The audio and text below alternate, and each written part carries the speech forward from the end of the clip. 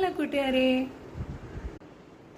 ഇന്നത്തെ എൻ്റെ വിഷയം എന്ന് പറയുന്നതേ നിസ്സാരക്കാരനല്ല, അത് പണമാണ്.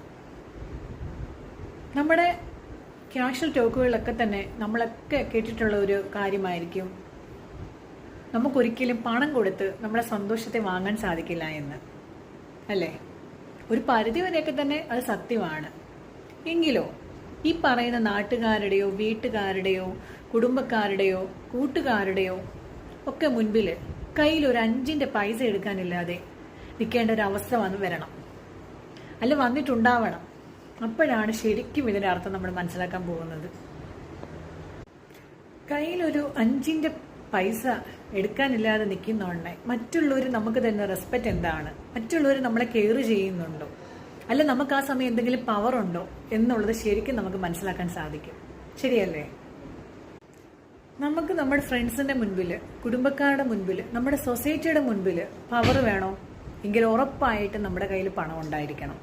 പണം ഇല്ലാത്തവന് നമ്മുടെ സമൂഹത്തിൽ ഒരു പട്ടിയുടെ വില പോലും ഉണ്ടാവില്ല. ഞാനിത് പറയുന്നത് കേൾക്കുമ്പം ചിലർക്കെങ്കിലും കണക്ട് ചെയ്യാൻ പറ്റുന്നുണ്ടാവും. ചിലർ വിചാരിക്കും ഞാൻ ഈ പറയുന്നത് തെറ്റാണെന്ന്. പക്ഷേ അങ്ങനെ ഒരു അവസ്ഥ വരുമ്പോൾ മാത്രമാണ് നമ്മൾ യാഥാർത്ഥ്യങ്ങൾ മനസ്സിലാക്കുന്നത്. പണത്തിന് മീതെ പരുന്തും പറക്കില്ല എന്നല്ലേ? ശരിയല്ലേ? നിങ്ങളുടെ ഒപ്പം നിൽക്കാൻ ആൾ വേണോ, നിങ്ങളെ റെസ്പെക്റ്റ് ചെയ്യാൻ ആൾ വേണോ, നിങ്ങൾക്കൊരു പവർ വേണോ എങ്കിൽ നിങ്ങൾ പണം സമ്പാദിച്ച് തുടങ്ങിക്കോ.